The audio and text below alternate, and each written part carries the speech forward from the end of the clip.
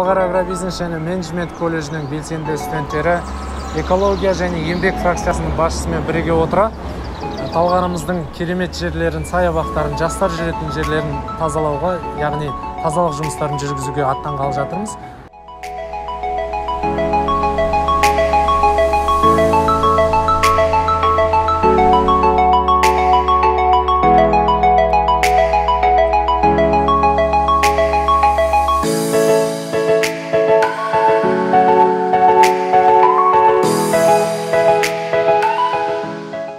Өздеріңіз көріп тұрғандай, колледжіміздің экология және еңбек фракциясының басшысы ретінде тазалық жұмысы жүріп жатыр.